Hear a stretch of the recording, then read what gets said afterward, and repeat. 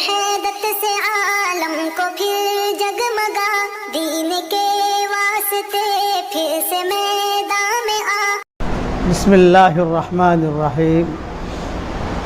الحمد للہ نحمده ونستعینه ونستغفره ونؤمن به ونتوکل علیہ ونعوذ باللہ من شرور انفسنا ومن سیئات اعمالنا، من يهده الله فلا مضل له ومن يضلله فلا هادي له، ونشهد أن لا إله إلا الله وحده لا شريك له، ونشهد أن سيدنا ومولانا محمدا عبده ورسوله صلى الله عليه وعلى آله وأصحابه وبارك وسلم تسليما كثيرا كثيرا. أما بعد فأعوذ بالله من الشيطان الرجيم. بسم الله الرحمن الرحيم.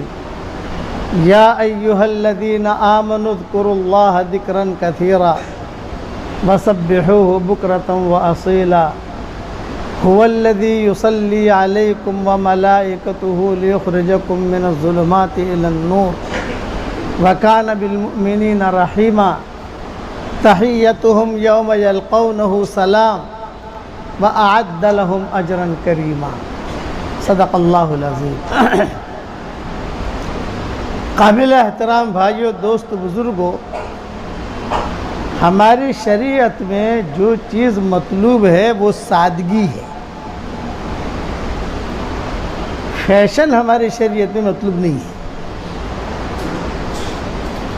ضرورت کا پورا کرنا یہ مطلب ہے آدمی کی ضرورت پوری ہو جائے. تو ضرورت کا میدان بہت آسان ہے کہ آدمی کو چھوٹے موٹے مکان میں بھی ضرورت پوری ہو جاتی ہے، ایک چھوٹی موٹی کار میں بھی اس کی ضرورت پوری ہو جاتی ہے.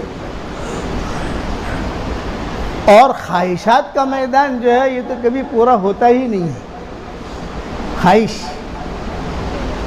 افرأیت من اتخذ الہہ ہوا، کہ جس نے اپنی خواہش کو اپنا معبود بنا لیا وہ آدمی گمراہ ہے.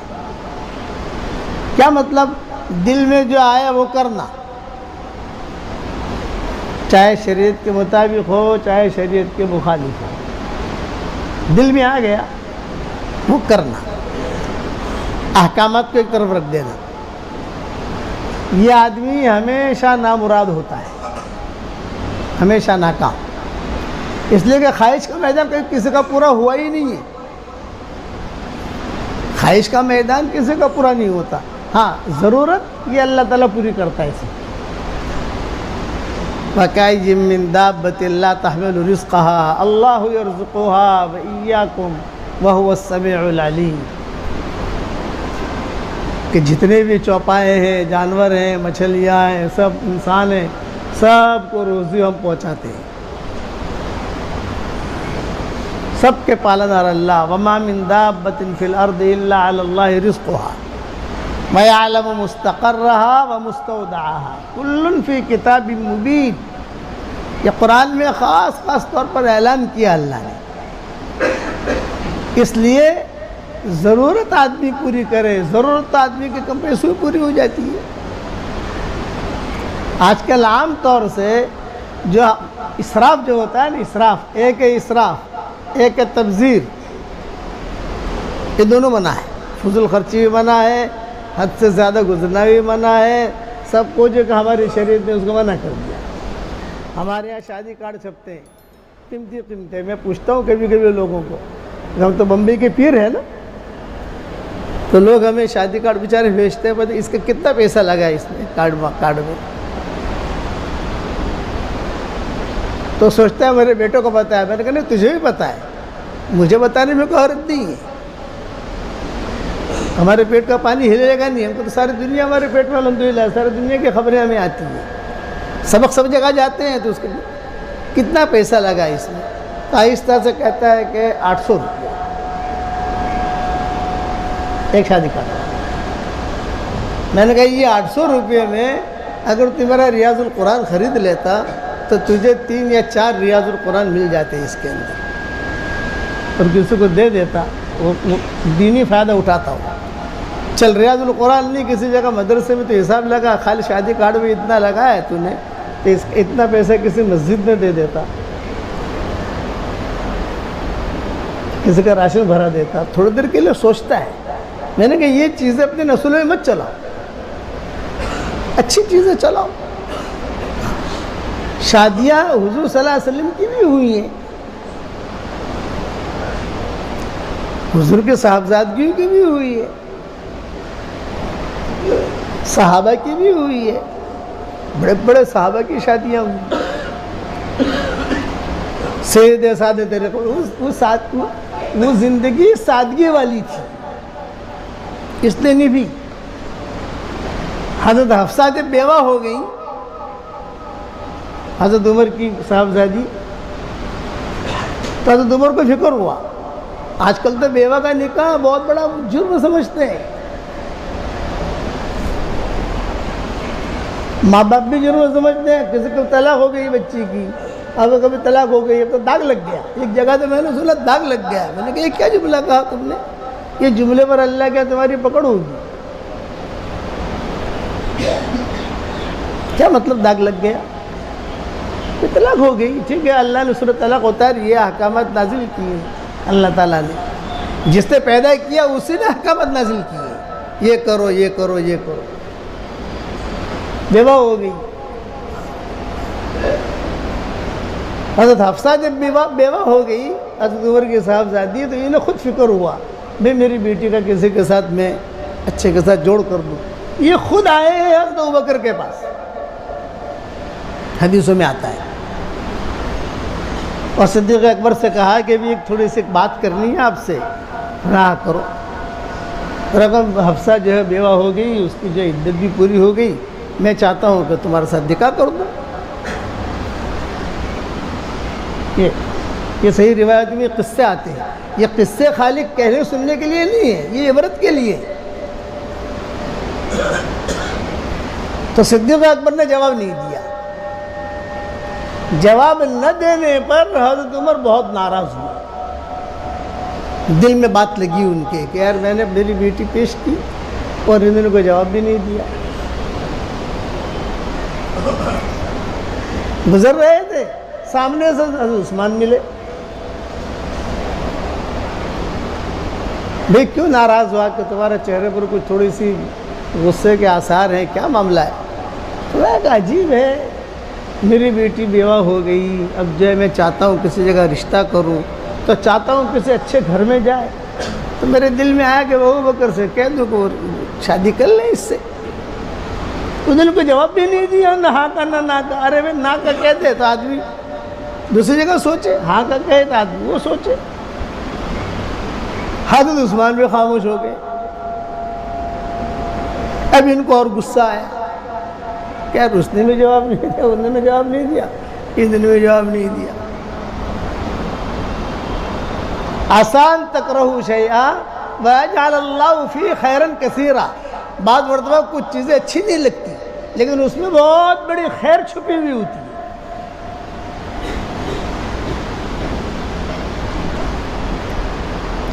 پھر 2-4 دن 5 دن کے بعد حضور صلی اللہ علیہ وسلم نے خود نے رشتہ رکھا۔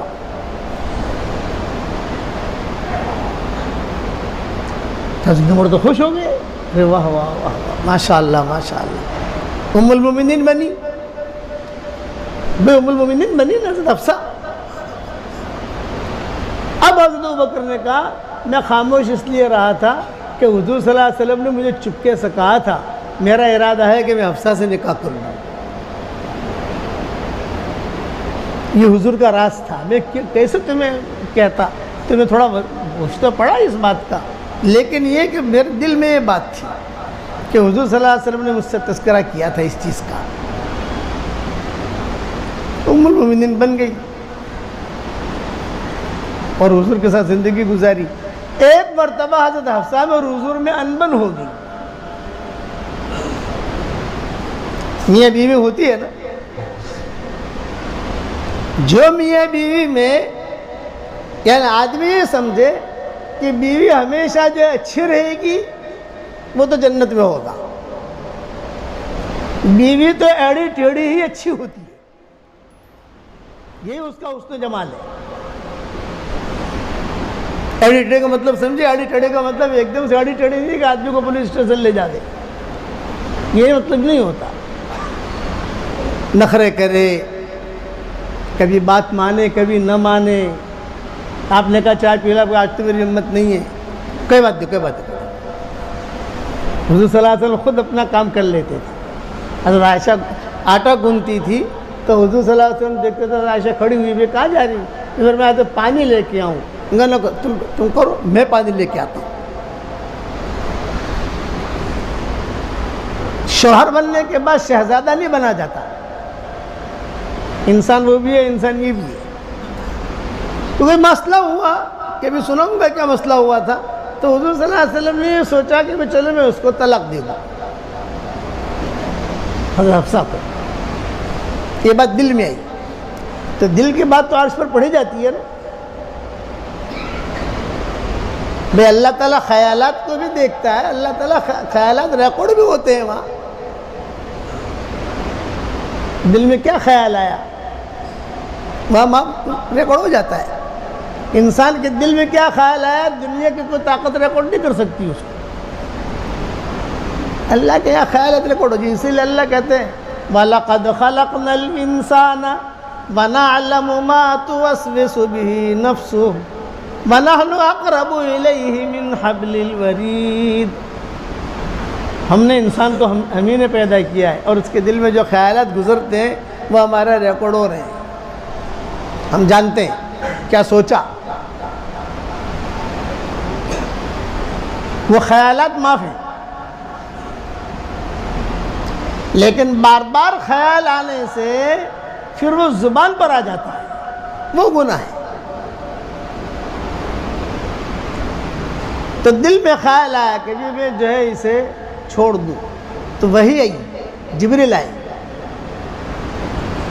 اللہ کا حکم لے کر. انہوں نے فرمایا اللہ نے مجھے بھیجا ہے، یہ فرمایا کہ حفصہ کو طلاق مت دینا، یہ روزہ رکھنے والی بہت ہے اور قرآن پڑھنے والی بہت ہے، اپنے حرم میں رکھو اسے.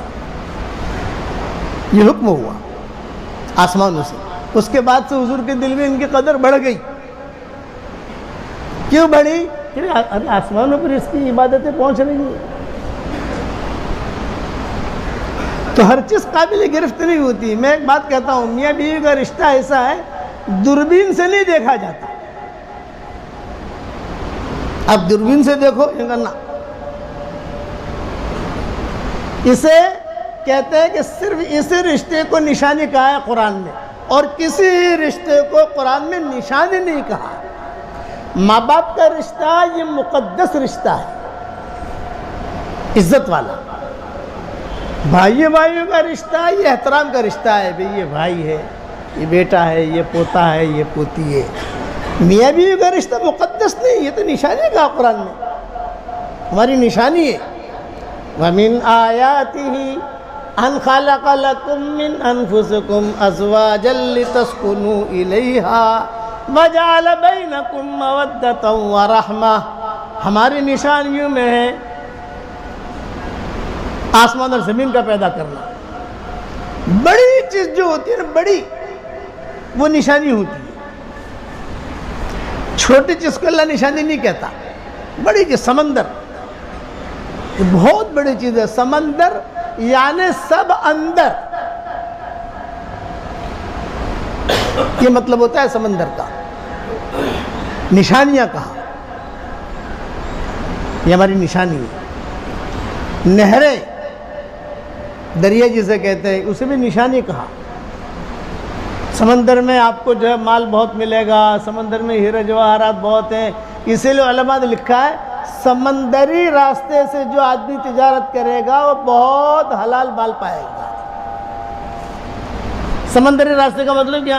مچھلیوں کی تجارت کرے آدمی، یا ایسا مال منگائے جو سمندر کے ذریعے سے آتا ہو. جیسے کنٹر آتے ہیں سمندر کے ذریعے سے آتے ہیں، 10 دن میں پہنچتے ہیں. کیونکہ سمندر کے ساتھ اللہ نے فضل کا تذکرہ کیا ہے. قرآن میں جہاں سمندر کو اللہ بیان کرے گا تو وہاں فضل کا مطلب ہے روزی، پاک صاف روزی، حلال روزی. ایک تو ہوائی جہاز سے مال آتا ہے، وہ نجے تلے گئے، سمندر کا پانی جس سے ٹچ کرے گا اور سمندروں کے اندر سے وہ ہوتا ہوتا ہوتا ہوتا ہوتا منزل پر پہنچے گا، تو فرمایا کہ یہ اس میں اللہ تعالیٰ اس کو فضل دے گا، روزی دے گا۔ قرآن میں آپ جہاں پر بھی سمندر کا تذکرہ پڑھو گے تو دیکھنا فضل کا تذکرہ آئے گا۔ میری تفسیر آ رہی ہے انشاءاللہ، تو جہاں سمندر کا تذکرہ آئے گا تو میں فضل کو لال لفظوں میں ہائی لائٹ کروں گا، دیکھو یہ فضل آ گیا، جوڑا ہے اس کے ساتھ، یہ نشانیاں ہیں۔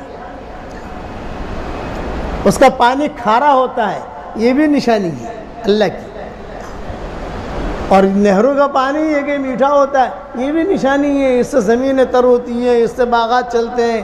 سمندر کے پانی سے جو ہے باغات وجود میں نہیں آتی۔ کوئی آدمی خواب میں دیکھے کہ میرے گھر میں سمندر کا پانی آیا، مطلب کہ اس کا گھر تباہ ہو جائے گا، یہ تعبیر ہے اس کی، کیونکہ وہ باہر کی چیزوں کو فائدہ نہیں پہنچائے گا، وہ اندر اندر فائدہ پہنچائے گا۔ اور کسی نے خواب میں دیکھا کہ اس کے گھر میں نہر کا پانی آیا، اس کا گھر چمکے گا۔ یہ دونوں کی تعبیر الگ الگ لکھی ہے علماء نے، یہ دونوں پانی، اسی طرح سے کنویں کا پانی، عام طور سے یہ تین پانی ہوتے ہیں نا، سمندر کا پانی، نہر کا پانی، کنویں کا پانی، یہ سب کو نشانیاں کہا، اس کے تذکرے اللہ نے قرآن میں کی۔ اسی طرح پر میاں بیوی کی محبت کے تذکرے بھی اللہ نے قرآن میں کی، بہترین رشتہ، اور آگے جملہ کہہ دیا وَجَعَلَ بَيْنَكُمْ مَوَدَّةً وَرَحْمَةً۔ مودہ کہتے ہیں محبت کو، پیار کو، لو کو، اور رحمت کہتے ہیں ایک دوسرے میں شفقت کو۔ تو پیار کو پہلے کہا، شفقت کو بعد میں کہا۔ کیا مطلب؟ جوانی میں میاں بیوی میں خوب محبت ہوتی ہے، تو میری لیلا ہے، میں تیرا مجنون ہوں، اس قسم کی باتیں کرتے رہتے ہیں، میرا چاند، یہ باتیں کرتے رہتے ہیں، کیوں؟ یہ مودت ہے جوانی میں۔ بڑھاپے میں کوئی چاند نہیں کہتا، بڑھاپے میں ایک دوسرے کا خیال رکھتے ہیں، رحمہ، اس کو یہ رحمہ کہا۔ نظام الدین مرکز میں ہوتے تھے، ایک بڑے میں آئے ہمارے پاس، ایک آجی مولوی صاحب دعا کرو، حجن کی طبیعت خراب چل رہی ہے، بس جو ہے اس کے مرنے سے پہلے میں مر جاؤں، یہ بات کہتی۔ پھر ہم نماز پڑھنے جاتے قریشی مسجد میں، بڈھی بیٹھی رہتی تھی، حجی مولوی صاحب دعا کرو، حاجی صاحب کی طبیعت بھی خراب چل رہی، بس جو ہے ان کے مرنے سے پہلے میں مر جاؤں۔ یہ رحمت ہے کہ بڑھاپے میں ایک دوسرے کا خیال رکھیں، نشانی۔ تو جتنی سادگی ہوگی، مولانا انور شاہ کشمیری رحمۃ اللہ علیہ کا نام سنا ہوگا، اپنے بہت بڑے محدث گزرے، شیخ الہند کے یہ شاگرد تھے، خاص شاگرد۔ تو مولانا انور شاہ کشمیری رحمۃ اللہ علیہ دیوبند میں پڑھاتے تھے، یہ آئے اپنے استاذ کے پاس، اور اپنے استاذ کے پاس آ کر کہا کہ حضرت میں کشمیر جا رہا ہوں۔ میں کیوں جا رہے کشمیر؟ یہ کہ شادی کرنے کے لیے، نکاح کرنے کے لیے۔ تو شیخ الہند کو پتہ چلا اگر نکاح کرنے کے لیے کشمیر جا رہا ہے تو وہاں پھنس جائے گا، ہمارا دیوبند میں کیا ہوگا؟ دیوبند، یہ دیوبند کو دیوبند کیوں کہتے معلوم ہے؟ دیوبند ایک چھوٹا سا قصبہ تھا، تو وہاں عادت تھی کہ ایک تاریخ سال کی آتی تھی، وہ سال میں ایک لڑکی کو وہ لوگ بھیڑ چڑھاتے تھے مندر میں جا کر، گھرانے مقرر تھے، یہ سال اس کی باری، یہ سال اس کی باری، یہ سال اس کی باری، یہ سال اس کی باری۔ تو پھر وہ کہتے تھے کہ ہماری یہ دیوبند، یہ جگہ جو ہے محفوظ رہے گی۔ تو ایک اللہ والے تھے مسلمان، وہ گئے کسی کے یہاں مہمان بنے، وہ بھی ایمان تھا، بڑا پریشان، چچا بڑے پریشان نظر آ رہے ہو، کیا بات ہے؟ بولے کہ وہ کل رات آنے والی ہے، ایک لڑکی کو بھیڑ چڑھانا ہے، اور وہ میری لڑکی کی باری ہے، اور تم بھی مہمان بن کے آ گئے، تو میں تو بڑا پریشان ہوں کہ کیا ہوگا، میری بیٹی کا یہ جوان بچی ہے، کل بھیڑ چڑھائی جائے گی، مر جاتی ہے وہاں جا کر، مندر میں چھوڑاتے ہیں۔ تو مولوی صاحب نے کہا ٹینشن مت لو، یہ کام میں کر لوں گا۔ کہ اب کیا کرو گے؟ اگر مجھے دلہن بنا دینا، مجھے دلہن بنا دینا۔ ارے تمہیں دلہن کیسے بناوے؟ یہ کہا گھونگھٹ ہی تو رکھنا ہے، گھونگھٹ کون اٹھاتا ہے؟ مرنا ہی تو ہے نا، مجھے لے جائیں گے۔ بہت اچھا، ان کو دلہن بنا دیا یہ مولوی صاحب کو۔ یہ مولوی گاؤں والے کیا سمجھے کہ بھئی یہ دلہن ہے تو دلہن تو تھے نہیں تو دلہا تھا، مولوی صاحب تھے۔ مندر میں چھوڑ دیا، دروازہ بند کر دیا۔ یہ مولوی صاحب کہتے تھے میں بھی ڈرا یار، ہر سال جو ہے یہ لڑکیاں کھا جاتا ہے ان کا دیو، پتہ نہیں میرا کیا حال ہوگا۔ تو میں نے آیت الکرسی پڑھنی شروع کر دی۔ کچھ آوازیں تو سنی، یہ مولانا کہتے میں نے کچھ آوازیں تو سنی، لیکن میں آیت الکرسی پڑھتا رہا، آیت الکرسی پڑھتا رہا۔ صبح میں صاحب گاؤں والوں نے آ کر جو دیکھا، دروازہ کھولا، زندہ تھا۔ تو مولوی صاحب نے کہا یہ اس گاؤں کا نام دیو بند ہے، میں نے تمہارے دیو کو بند کر دیا، اب یہ دیو قیامت تک نہیں آئے گا۔ تب جا کر اس کا نام پڑا ہے دیوبند، یہ اس کی تاریخ ہے۔ تو مولانا ارشد شاہ کشمیر رحمۃ اللہ علیہ نے آ کر کہا کہ حضرت میں جا رہا ہوں کشمیر کو، تم کشمیر جاؤ گے تو ہماری ترمذی پڑھاتے تھے حضرت اس وقت میں، یہ ترمذی کا کیا ہوگا؟ جاؤ، جانا نہیں ہے تو جاؤ، تم پڑھو، سبق پڑھو۔ حکیم مقبول کر کے تھے وہاں دیوبند میں، وہ آئے مولانا شیخ الہند سے ملنے کے لیے۔ فرمایا کہ حکیم جی کتنی بیٹیاں ہیں؟ میں نے کہا سب کی شادیاں ہو گئی، ایک رہ گئی، ایک ہماری ہے۔ وہ انور شاہ، ہمارا انور شاہ جو ہے اس سے نکاح کر لو گے؟ ہاں ہاں کر لیں گے۔ حضرت ترمذی پڑھا رہے تھے تو مولانا شیخ الہند محمد شیخ الہند نے بھیجا کہ جاؤ بھائی انور شاہ کو بلا لاؤ۔ اب شیخ الہند کا مقام تھا، یہ بھی استاد بھی بڑے، شاگرد بھی بڑے۔ تو شاگرد نے آ کر کہا کہ حضرت ترمذی پڑھا رہے ہیں اور بہت بڑا مجمع ان کا درس سن رہا ہے۔ یہ فرمایا نہیں، استاد جی نے بلایا ہے، یہ جملہ کہتے تھے، استاد جی نے بلایا ہے۔ استاد جی سے مراد شیخ الہند۔ اس نے جا کر کہا استاد جی نے بلایا۔ اچھا استاد جی نے بلایا؟ اب وہ جو ہے کتاب بند کر دی، شاگردوں سے کہا بھائی چھٹی کل پڑھائیں گے۔ اب شاگردوں کو ایسی چھٹی چاہیے ہی چاہیے، بے لڑکوں کی ایسی چھٹی چاہیے۔ لڑکے خوش ہو گئے اور آئے اور آ کر کہا کہ یہ حکیم مقبول ہے، ان کی بیٹی ہے اور کشمیر آپ کو جانا نہیں، میں نے ان کی بیٹی کے ساتھ تمہارا نکاح کر لیا، تم نے قبول کیا؟ ہاں حضرت بالکل قبول۔ شاگرد ایسے، استاد ایسے، اور کوئی ویدھی نہیں، کچھ نہیں۔ پھر جو شریعت کے اعتبار سے جو ترتیب بنائی اور ترتیب بنا کر ان کا نکاح کیا، اور نکاح کرنے کے بعد حضرت مولانا انور شاہ کشمیری نے کتنا بڑا کام کیا وہ آپ جانتے ہو۔ سادگی میں اللہ نے خیر رکھی ہے، یہ ہمیں یاد رکھنا۔ حضور صلی اللہ علیہ وسلم نے اپنی بیٹی حضرت فاطمہ کا نکاح بھی بہت سادگی کے ساتھ کیا۔ جب بڑی ہو گئی حضرت فاطمہ تو بڑے پیغامات آتے تھے مدینہ منورہ میں۔ تو حضرت علی کی ایک باندی تھی، باندی، وہ حضرت علی سے کہتی تھی بھئی تو بھی جوان ہے، فاطمہ بھی جوان ہے، نکاح کر لو آپس میں، بات رکھ۔ حضرت علی نے کیا کہا؟ نہیں نہیں نہیں نہیں، مجھے فاطمہ سے نکاح نہیں کرنا۔ ارے اتنی اچھی لڑکی کہاں ملے گی تجھے مدینہ منورہ میں؟ نہیں نہیں نہیں، بھئی کیوں؟ یہ باندھی پوچھ رہی ہے کیوں نہیں کرنا؟ یہ فرمایا بھی میاں بیوی میں کچھ نہ کچھ انبن ہو جاتی ہے، میاں بیوی میں انبن ہو ہی جاتی ہے، مزاج کے خلاف۔ میں اپنے شاگردوں کو کہتا ہوں، دوستوں کو، کہ کبھی میاں بیوی میں کچھ انبن ہو جاوے اور بہت پریشان کرنے لگے بیوی، تو جو ہے بیوی بن جانا، اس کو شوہر بنا دینا۔ 1 مہینے تک یہ نسخہ کر لے۔ پھر کسی نے کہا کہ مولوی صاحب بہت تن پھن کرتی ہے، بہت کہتی ہے۔ میں نے کہا ہر مہینے میں کچھ نہ کچھ ہدیہ دے دے اس کو، وہ خوش رہے گی۔ گھر خرچہ نہیں، گھر خرچہ الگ چیز ہے اور ہدیہ الگ چیز ہے، اس لیے کہ ہدیے میں محبت کا جملہ حضور نے کہا ہے، تہادو تحابو، ہدیہ دو تمہارے آپس میں محبتیں ہوں گی۔ گھر خرچے میں محبت کا جملہ نہیں کہا، وہ تو واجب کیا ہے، دینا پڑے گا آپ کو۔ لیکن ایکسٹرا دے دو. امریکہ والوں کو کہتا ہوں $1000 دے دو, ہندوستان والوں کو کہتا ہوں 5000 دے دو, تو وہ کہتا ہے کہ مولانا صاحب تنخواہ 10,000 کی ہے, تو کوئی بات نہیں, 200 روپیہ دے دے, کچھ نہ کچھ ہدیہ دے. ہدیے میں اللہ نے محبت رکھی ہے. ارے مولانا اتنا دوں گا نا تو بھی ناک ہو چڑھائے گی, میں نے کہا وہ مت سوچ. حضور نے کہا ہے ہدیہ دو, تہادو تحابو, حضور نے کہا ہدیہ دو, محبتیں بڑھیں گی.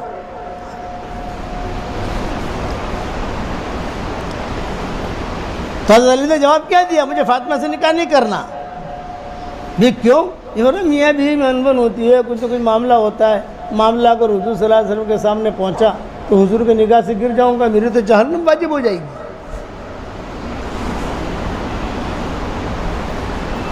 یہ منگنی ہو رہی ہے سیدھی سادھی. آپ نے اعلان کیا کل فاطمہ کی منگنی ہے. بھئی کل جو آسمان سے خبر آ گئی ہے, لوگ بنی عوف تھے, بنی مالک تھے, یہ بڑے بڑے قبیلے تھے مدینہ منورہ میں, وہ مانگا ڈال رہے تھے. تو باندی نے کیا کہا, منگنی ہو رہی ہے تو بھی پہنچ جا. حضرت علی کہتے ہیں میں پیچھے جا کے بیٹھ گیا, میرے پیچھے باندی بھی آ کر بیٹھ گئی. حضور صلی اللہ علیہ وسلم تذکرہ کر رہے تھے, مجھ پر نگاہ پڑی, اچھا علی تم کیسے آ گئے؟ میں خاموش. پیچھے سے باندی نے چوکا مارا, یوں کہو فاطمہ کے لیے آیا ہوں. آپ نے خود نے کہا ایسا لگتا ہے تم فاطمہ کے لیے آئے ہو. ہاں حضرت. اچھا آگے آ جاؤ. یہ جو یہ بات ہو رہی ہے صاحب زیدی کی, فاطمہ کو حلال کرنے کے لیے کوئی چیز ہے؟ حضرت کچھ بھی نہیں ہے, میں نے بدر میں زرہ دی تھی تم کو, کہاں گئی؟ وہ تو ہے گھر میں. یہ کہا جاؤ بیچو اس کو. حضرت عثمان بیٹھے ہوئے تھے, یہ فرمایا علی علی علی سنو سنو, مدینہ میں جب تم بیچنے جاؤ گے تم بیچنا مت, جو بھی بھاؤ آوے اس سے ڈبل مجھ سے لے لینا. 1000 کا ریٹ آیا, بیچنا مت, 2000 میں دے دوں گا. 4000 کا ریٹ آیا تو اس زرہ کا بھاؤ بہت بڑھ گیا. بدر کی تھی نا, نسبت تھی بدر کی. حضرت عثمان نے بڑے قیمتی اس کو خریدی, اور خرید کر جو ہے اس کا پیسہ دیا, حضور کے ہاتھ میں دیا. حضور نے پیسے کچھ دیے کہ لو اس کے کچھ خوشبو خرید لینا, کچھ جو ہے یہ اپنا کپڑے وغیرہ بنا لینا, اور سیدھے سادے طریقے پر شادی بھی ہو گئی, رخصتی بھی ہو گئی. ایسروہا المعونہ, یاد رکھنا ہے. میاں بیوی کے آپس میں محبتیں ہونی چاہیے, یہ ذہن میں رکھو. دوربین کی نگاہ سے مت دیکھو, اک چک ہو جاوے, ایک دوسرے کو معاف کرو گے انشاءاللہ. اور محبت لانے کا آسان نسخہ, گھر میں جو پانی پیتے ہو, کھانا پکاتے ہو, جو پانی, ایک مرتبہ روزانہ سورہ فاتحہ پڑھ کے اس پانی میں دم کر دو. ایک مرتبہ, 24 گھنٹے میں ایک مرتبہ پانی پہ دم کر دو. اسی سے چائے بناؤ, اسی سے ناشتہ بناؤ, اسی سے شربت بناؤ, تو جو گھرانے بھی اسے پیے گا ان میں کبھی توڑ ہو ہی نہیں سکتا. اتنی زبردست چیز ہے. لیکن بسم اللہ الرحمن الرحیم کے ساتھ پڑھنا, بسم اللہ الرحمن الرحیم الحمدللہ رب العالمین آخر تک. اللہ تعالی ہم سب کو عمل کرنے کی توفیق عطا فرمائے.